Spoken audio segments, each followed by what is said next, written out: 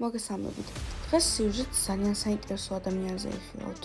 ეს ბიჭი დემეტრე ხუციშვილია, რომელსაც ერთმანეთისგან საკმაოდ განსხვავებული, თუმცა არანაკლებ საინტერესო ნიჭები გააჩნია. მას ძალიან უყვარს ჯირითი, რობოტექნიკა და თხილამურებით სრიალი.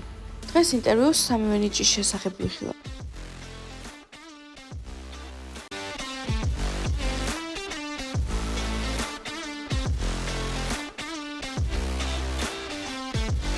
როგორ და როდის დაინტერესდი ჯირითით? ბავშვობაში დაინტერესდი, როდესაც სოფელში ვიყავი და ამ დროს ბიჭები შეირნობდნენ ცხენით. ის ამბობს, რომ ამ საქმეში ყველაზე დიდ სიამოვნებას ცხენით სირბილი ანიჭებს. თუ ცხენთან შეიძლება კონტაქტი დამყარება, მის მართვა ადვილია. რას ურჩევდი მათ, ვინც ჯირით არის დაინტერესებული, მაგრამ ჯერ არ უცდიეთ? აუცილებლად უნდა გავედონ და მივიდნენ და პირველ რიგში ურჩევდი, რომ ზედამხედველის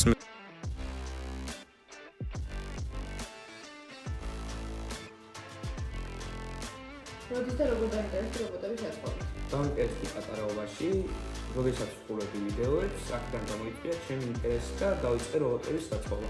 როგორ იყო შენი პირველი პროექტი და რა გამოწვევები შეხვდა? ჩემი პირველი პროექტი იყო სამბორბლიანი მანქანა. გამოწვევა ჩემი ის იყო, რომ ვერ ვაწყობდი იმ ზომისას, რა ზომისაც უნდა ყოფილიყო. რას ურჩევდი მათ, როდის რობოტების აწყობა აინტერესებს, მაგრამ არ იციან საიდან დაიწყო? პირველ რიგში ურჩევდი, რომ კასპის ტექნოპარკში დაიწყონ სიარული, რადგან იქ უფრო სწორად ასწავლიან რობოტების აწყობას. გვამია თუ არა მონაწილეობა რომ კონკურსში პროექტში? კი, კასპის ტექნოპარკში მაქვს ორჯერ მიღებული კონკურსში მონაწილეობა. ახლა ინტერვიუს თხილამურებით სრიალის შესახებ მოვისმენთ. ყველაზე დაუწყარი გამოსვლება, რომელიც თხილამურებით სრიალის დროს მქონია. ყველაზე დაუწყარი ჩემს იყო, როდესაც მარტო თავში მთიდან. რას ურჩევდი დამწყებებს, რომლებიც პირველად აპირებენ თხილამურებით სრიალს? თავის დასაზღვევად, რომ შეიძლება სრული აღჭურვილობა. როდის დაინტერესდი ამ სპორტით? დაინტერესდი, როდესაც ვიყავი სკოლის მოსწავლე, პირველ კლასში ვიყავი და ვყურებდი ხოლმე შეჯიბრებებს. რა არის ყველაზე დიდი სირთულე ამ სპორტში? ყველაზე დიდი სირთულეა წონასწორობის შენარჩუნება. რა აღჭურვილობა საჭირო, რომ საკუთარ კომფორტული სრიალისთვის?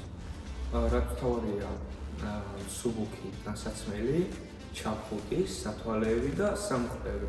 დღეისთვის სულ ეს იყო. შევხვდებით მომავალ ვიდეოში.